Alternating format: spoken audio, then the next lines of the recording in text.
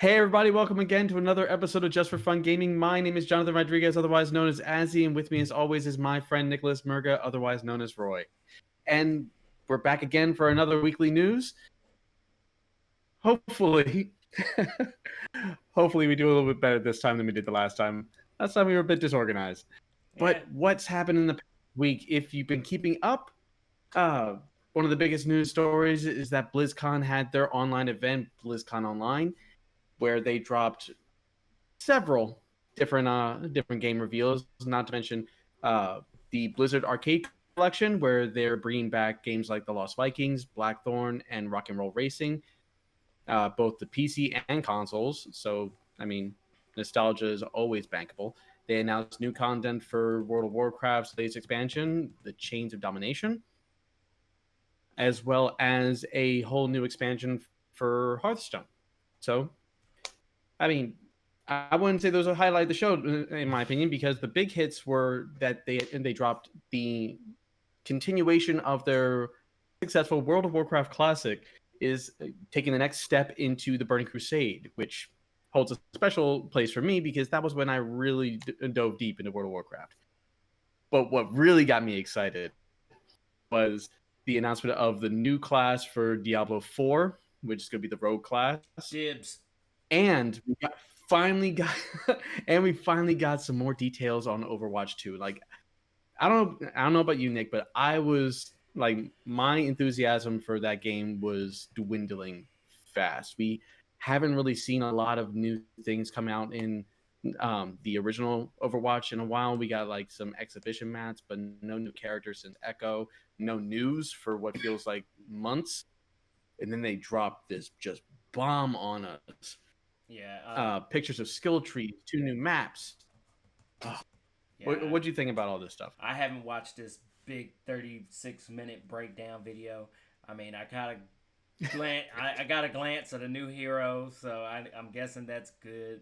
You know, the PVE, PvP stuff still kind of cool. Uh, I mean, because you obviously watched it probably I don't know how many times. So is there a campaign? Yes, there's a campaign. There are hero missions that change depending on the weather. Uh, their parameters keep change, I think, daily or weekly, and those are to help you get more experience for any given heroes that you're playing as. While there will be specific heroes for different campaign missions that are essential, they will have it broadened out for other characters that aren't technically attached to that story. So you have more characters than you would imagine.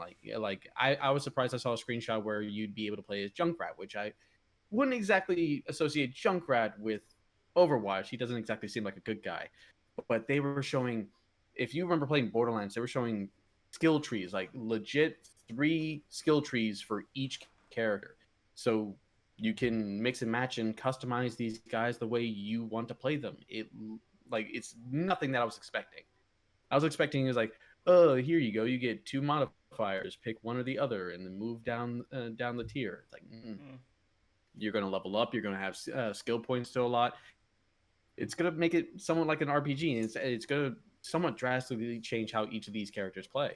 Now, will the I'm skill excited. now will the skill tree affect PvP or is that just something for PvE? No, no, no. It is strictly PVE. But what they're doing with PvP though is that they're uh, adding their uh, more narrowly defining the classes. Remember how they used to group together each of the different units as being like offense, defense, Mm-hmm. support, and I remember there was a last one like technical or something. Each one of those are going to have a certain kind of advantage, like a passive, essentially. Like the defensive are going to take less damage the lower their health is. But what we got here, which was reported by IGN, I really recommend. We're going to have a link down at the bottom. IGN has a list of 55 changes to Overwatch. Just like you could watch their video or you could read their breakdown. We're not going to break them all down here, but it got me legitimately hyped. It sucks that it's not coming out until next year, but it got me legitimately hyped. And to give you an example for the PvP changes, uh, they are for tanks, since you like being a tank. Uh, It says the tank passive is currently a reduction to knockback and less ult charge generated for those shooting them. The damage passive is a boost for like the damage type characters Okay. is a boost to movement speed, and the support passive is a slow automatic healing effect similar to Mercy's existing passive, but less effective. They're also evaluating a bunch of different tanks. Like an experimental build for Reinhardt gives him 2 fire strike charges, Okay. charge canceling, and better steering while charging. I mean, Yeah, can I do a basic U-turn? Be like, give me that U-turn. that'd be kind of funny. That'd be kind of funny if you could like drift with Reinhardt. Right. But examples of how specifically Reinhardt could change in PvE is that you can actually change it so that his fire strike is actually an ice strike and it leaves like a path of frost. You could change it so that he can be augmented so he can tackle more than one target when he's charging. Oh, cool. Whole mess of things, like Yeah. all the hype in the world. Yeah. Hopefully, Nintendo finally breaks its damn silence and releases a Nintendo Direct. And we're gonna break down. I'm gonna pretty much name off all the things that were announced at the Direct. Xenoblade Chronicles 2, Pyra and Mythra join Super Smash Brothers. The Legend of Zelda Breath of the Wild 2 planned. Goddamn, I cannot talk today. Breath of the Wild 2 news planned for later this year. So, no Breath of the Wild 2 at this Direct. But, however, The Legend of Zelda Skyward Sword HD announced for the Switch. Hold on. Legend of Zelda Skyward Sword themed Joy-Con controllers were announced. Splatoon 3 was announced for the Nintendo Switch. That will be coming in 2022. Mario Golf, yes. Super Rush announced for Switch. Project Triangle Strategy announced for the Switch, and it was a demo that was available as soon as the Direct was over. Star Wars Hunter was announced. Fall Guys Ultimate Knockout arrives on the Switch in summer 2021. Hyrule Warriors Age of Calamity Expansion Pass was announced. Ninja Gaiden Master Collection was announced. Super Mario items will be added to Animal Crossing New Horizons this month. Nintendo 3DS titles, Miitopia arriving on Switch in May 2021. Outer Wilds coming to Switch in 2021. 2 Famicom detective games are coming to the Switch. Samurai Warriors 5, Legend of Mana Remaster, new Monster Hunter, it's not really announced. A new Monster Hunter Rise trailer was showed. Tales from the Borderlands was announced. Capcom Arcade Stadium surprise releasing today the day Direct happened. Stubbs the Zombie will shamble its way onto the Switch in March 2021. No More Heroes arriving Switch August 2021. Neon White was announced. DC Superhero Girls Team Power was announced. Plants vs. Zombies Battle for the Neighborville Complete Edition is coming to the Switch. Knockout City was announced. World Ends Club arriving in Switch in 2021. The final Bravely Default trailer was showed, as well as Saga Frontier was revealed. Ghosts and Goblins Resurrection release date, which is February 25th, 2021. Apex Legends gets a new Switch trailer, which if you play on the Switch, you will be able to get double XP on the Switch. And finally, Hades Physical Edition was announced. It includes, I don't know if this was true. I could have sworn this was false. It says right here it includes a PC download code for the original Hades soundtrack. Okay, so it's just the soundtrack for the game. But yeah, the original soundtrack in a 32-page full-colored character compendium is up there. So yeah, a lot of stuff was announced for the Switch. But honestly, John, what were your thoughts of the Nintendo Direct? We did put out a video where we streamed how our immediate reactions while we were watching it, and the overwhelming feeling that I think we can get from the both of us was that we were bored. Yeah, there were a couple things that like sparked our interest. There was what we call it, Quadropath Traveler. Project Triangle Strategy. Yeah, that caught my eye because of the severely deep RPG elements to the game. Otherwise it seems very standard tactical RPG as far as combat is concerned. But the way your choices affect the story and the lengths you have to go into in order to uh, actually even secure those choices in the first place. That I took an interest in. But otherwise, for the first big Nintendo Direct that we've gotten in a while, I was waiting for a knockout punch and didn't get it. Yeah, I mean, but still talking about triangle, whatever triangle project strategy. Well, I'm already done talking about that, and this is oh well, I'm just saying but, because you if this damn thing would load, I actually oh, you're busting out the demo. I busted out I the forgot demo, I could get that. and I forgot that I could get that. I've already played a decent maybe 3 to 4 hours of this game on the Oh, demo, cool. so I can recommend this game is pretty good. It is. It Right, has. all I'm about right. to say. I mean, it's not like Final Fantasy, old school Final Fantasy Tactics. Uh, Hey, I'm always happy for a good RPG, and I love it if an RPG gives me actual choices to direct the story. but yeah, Because it's a conversation piece. yeah. Uh, I'm not. but what we were waiting for, Yeah. was news on Bayonetta, news on Metroid Prime, news on Breath of the Wild, and our news was there is no news. Yeah. It's like, oh well, thanks. So yeah, because that's the thing about these Nintendo Directs. We know what we want. Nintendo knows what we want. But it's like they have to, figure out who is the audience watching this. Who like these games that were announced. Yeah, there are a couple games that I sure didn't care about, but somebody might else will. While we were while we were watching, we were cracking up on the DC game they got with the girls and everything. Not my game. Might be somebody else's game, but it's just like 50 minutes of waiting for girls get it done. Yeah, 50 minutes waiting for that one like big banger news, and it wasn't there. Yeah, like the best thing coming out of this was Mario Golf for me. Okay, Mario Golf was the only thing. Because I put my reaction face when the story mode was announced. I was like, whatever. No, I can't do the pog face again. So yeah. Okay.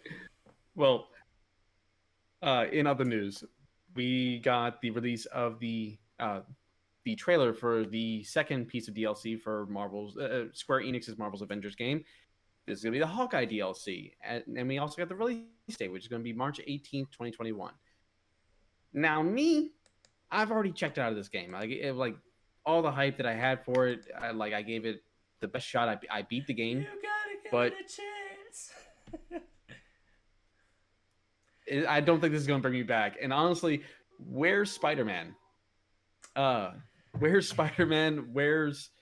Oh, shit. Okay. John, this one I'm going to have to break it to you. COVID has messed a lot of people up. Oh, no, and I get that. But whose idea was it?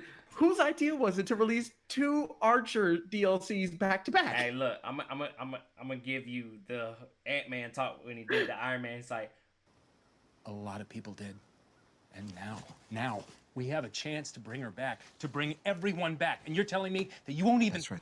And I get that. I totally get that. But whose idea was it to release 2 Archers?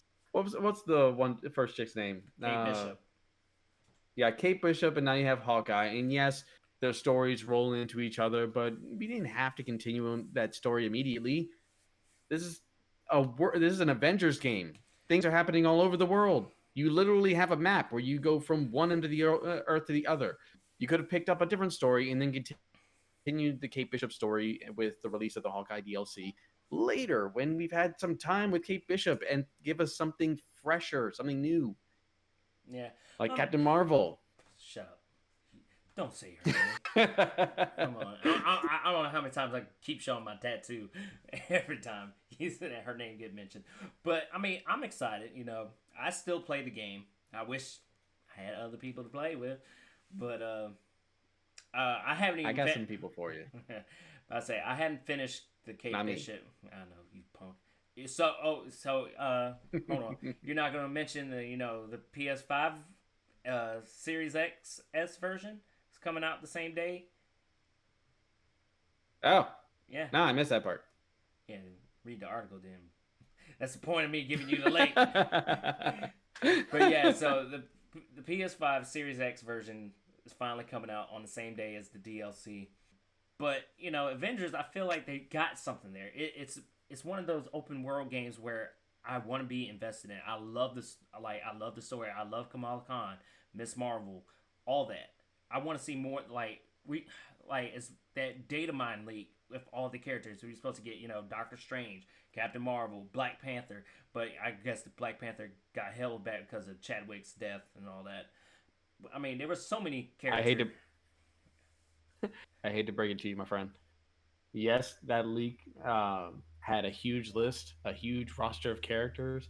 Unless they're going to be releasing those in packs, with how well the game did, how well it didn't do, I should say. Yeah. Probably not getting that whole list. You'll be lucky if you get a quarter of that Come list. on, just give me Captain Marvel, damn it. But I say, you have it there. You have the story. There's story there. I feel that way. It's just like there's not enough. I feel that way about.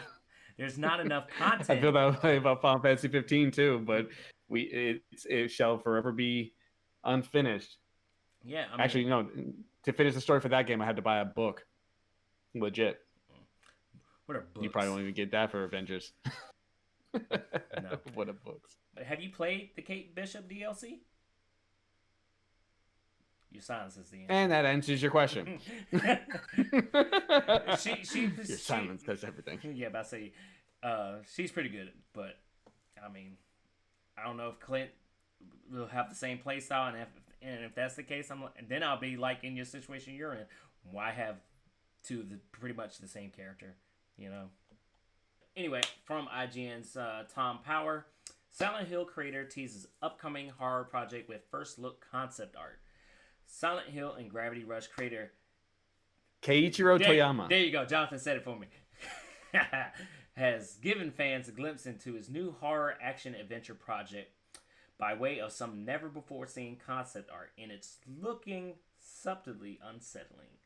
Yeah, so basically he did an interview with I guess the game company he's made. I want to say Boca's YouTube channel. I guess that's what it's called.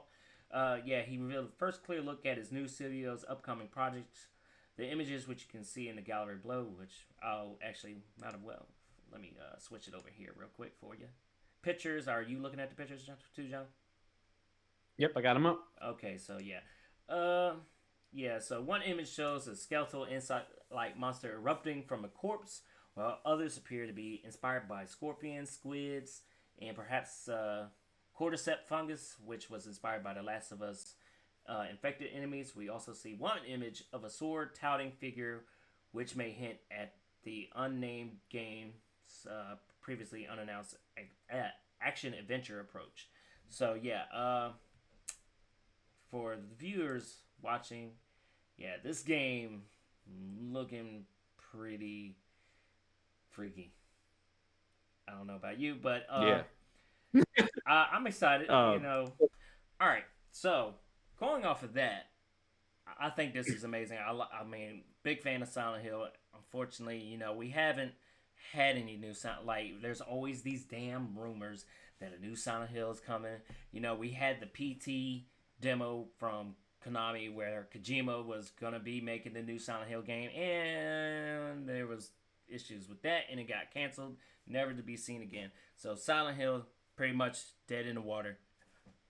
However, the Medium developer Bluebird team has said it's working on an existing horror IP from a very famous gaming publisher, fueling speculation it could be reviving Konami's Silent Hill.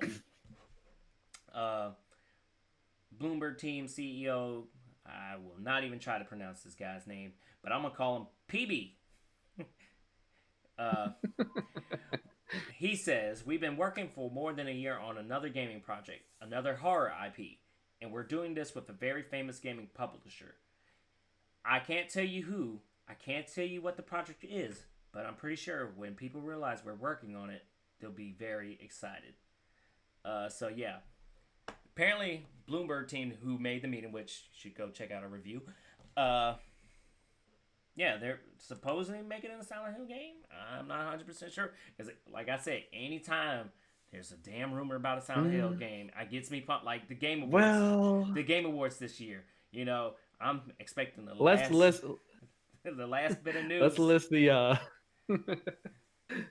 let's list all the defunct survival horror games that they could be making, because there's no indication that this is a Silent Hill game. Yeah, I Not to mean, get your hopes up, but this could be a Dead Space game. It could be Fear, for frick's sake. I always wonder, from an American's point of view, why Konami has been sitting on their IP so much, until I remember reading an article about how games really aren't where Konami was making money. and so them Panko Jokes machines. aside, it's the... Yep. Maybe they'll come out with a Silent Hill one where, like, you approach the machine. I'm saying, like, you approach... Oh, maybe you approach the machine trying to figure out who killed your wife, and once you hit 1,000,000 points, you realize you were the one who killed your wife. But, Silent Hill. And the thing about Silent Hill, to me, when I played the game, like, I remember the first time I remember seeing Silent Hill as a kid, and I think one of my cousins had the game, and it was the intro where you walking down the damn dark alley, and you see that body strung up on the wall. I was terrified of that game. And I never touched it since until I got Silent Hill 3 and I played that. And then, I went back and played the rest of them. But the story for Silent Hill isn't... I could be wrong about saying they're never a continuation off the last one. So the first one... Yep. You had the first one, and the second one was a totally different story. It was just set in the town of Silent Hill. Third one kind of had... it was referencing stuff that happened in the first one. The main character from the first one was kind of in there, but spoiler alert, he dies. And then the fourth one, that was it was like that was based off a little story from 2. And then there was the other ones that I couldn't even tell you the names of those Silent Hill games. They had some on PSP and stuff like that. Yeah, so... as far as Silent Hill is, I mean... I remember the last Silent Hill that I've seen. Look at me. I'm burning. We're not going to talk about that, okay? It was cool for its time, okay? All right. I mean, I enjoyed it. Yeah. It's not something I'll watch multiple times. Anyway, that's going to do it for us this week. I'm sure we did not hit all the news stories, so make sure you chastise us down in the comments about whatever news story that you thought was amazing that we missed. Give it to me. What did you think about the information out of BlizzCon? What did you think about the information out of BlizzCon? Is 2 archers back-to-back one too many? And what do you think about the possible continuation of the Silent Hill franchise? Please drop us a comment down below. Hit that like button, subscribe, and we will see you guys next week with some more news. Take care. Bye now. You got to do it like Dragon Ball Z. Tune in next week on Just for Fun Games.